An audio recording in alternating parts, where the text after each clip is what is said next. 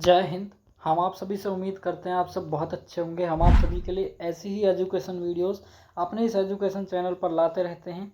आज की इस वीडियो में हम आप सभी को एक चैप्टर करवाएंगे, ठीक है। वैसे इस चैप्टर के 3 ही पार्ट आप सभी को मिलेंगे और आप सभी को बताते हैं कि 10th क्लास का है एक चैप्टर, ठीक है। ये 10th क्लास का है लेकिन बाकी आपकी ज़िंदगी में भी अप्लाई होगा, क्योंकि हिस्ट्री को कभी नहीं भूलना चाहिए, बहुत काम की चीज़ होती है। आज की इस वीडियो में हम कंप्लीट करेंगे जर्मनी का एकीकरण। इसका पार्ट 1 आज की इस वीडियो में मिलेगा। तो ज़्यादा देर न करते वीडियो को स्टार्ट करते हैं।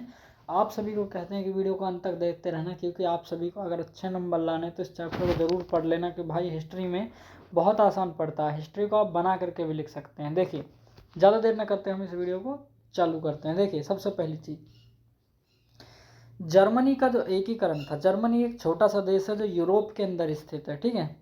इसमें बिस्मार्क ने किया था, ठीक है। जर्मनी का जो एकीकरण, जर्मनी को जो जोड़ा था ना, वो बिस्मार्क ने जोड़ा था। बिस्मार्क एक व्यक्ति है। अब देखिए, बिस्मार्क पर्सा के शासक में विलियम प्रथम प्रधानमंत्री था। देखिए, जो जर्मनी था, जर्मनी भी कई भागों में टूटा हुआ, जैसे जो इटली है, इटली 13 राज्यों में टूटा हुआ था। उसी तरह जर्मनी भी कई भागों में टूटा हुआ था। तो बिस्मार्क जो है ना, बिस्मार्क वो पर्सा के शासक थे। जर्मनी में एक छोटा सा राज्य है, उसका नाम है पर्सा, ठीक है। तो उस पर्सा देश के, पर्सा राज्य के बिस्मार्क क्या थे? शासक थे, वहाँ के राजा थे। अब उस समय वहाँ पे प्रधानमंत्री का टाइम भी आ गया, तो विलियम प्रथम नाम का एक व्यक्ति था जो वहाँ का प्रधानमंत्री बना। अब देखिए, जर्मनी का सबसे शक्तिशाली राज्य अगर था तो कोई पर्सा था, सबसे पावरफुल था ये राज्य इसका, ठीक है। बिस्मार्क जर्मनी का एकीकरण में पर्सा के नेतृत्व में चाहता था, ठीक है। मतलब पर्सा जो राज्य है ना जर्मनी का, उस जर्मनी में पर्सा राज्य में अगर जनता चाहती थी कि एकीकरण हो, अच्छी तरह से हो, इसका डिसीजन लेना चाहिए पर्सा के जनता से, पर्सा के राजा से, ठीक है, पर्सा के शासक से, तब जर्मनी का एकीकरण हुआ। मतलब बताइए, एक छोटा सा राज्य, सबसे पावरफुल एक ये राज्य पूरे जर्मनी को कंट्रोल कर रहा था, ठीक है, अच्छी तरह से। अब देखिए, विलियम ने जर्मन संघ, ठीक है, मतलब कि जर्मनी यूनियन, ठीक है, के सम्राट ताज, ठीक है, इस सम्राट का नाम था ताज, 8 फरवरी 1871 को पहनाया। देखिए, जो ताज पहनाया था ना, वो जर्मन संघ के सम्राट को पहनाया गया था। अब सम्राट कौन था भाई? पर्सा का राजा, उसका नाम क्या था? बिस्मार्क। बिस्मार्क को पहनाया था जर्मनी के शासक को 8 फरवरी 1871 में। इस डेट को याद रखिएगा अच्छी तरह। बिस्मार्क के सबसे अधिक भय फ्रांस थे, ठीक है। मतलब देखिए, बिस्मार्क जो है ना, बिस्मार्क यूरोप है, यूरोप में 2 देश आते हैं। यूरोप जो है, उस यूरोप में 2 छोटे छोटे देश हैं, ठीक है। एक का नाम क्या है? फ्रांस। अब एक का नाम तो हो गया भैया फ्रांस, और दूसरे का हो गया भैया जर्मनी, ठीक है। तो फ्रांस, एक हो गया फ्रांस और एक हो गया जर्मनी, ठीक है।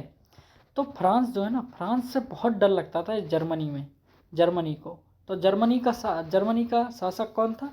बिस्मार्क नाम का व्यक्ति।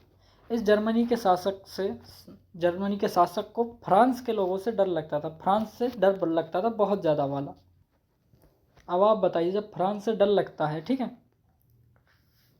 जर्मनी की राष्ट्रीयता का संवेदवाहक, ठीक है, नेपोलियन बोनापार्ट को माना जाता है। देखिए, जर्मनी में जो राष्ट्र हुआ था ना, राष्ट्रीयता, उसमें संवेदवाहक, मतलब देखिए, जर्मनी जो है ना, जर्मनी के राष्ट्रीयता का संदेशवाहक, मतलब जो राष्ट्रीयता है ना, वहाँ पे नेशनलिज्म है, ठीक है। वहाँ के जो नेशनल लोग हैं, उन लोगों की संदेश पहुंचाने का काम कौन करता था? Napoleon Bonaparte. बताया था ना नेपोलियन के बारे में, इटली वाली वीडियो में जाके देखना अंतिम पार्ट से, ठीक है, लास्ट 3rd पार्ट है जो उसका। अब देखिए, जर्मनी में आर्थिक राष्ट्रवाद का पिता, ठीक है, वो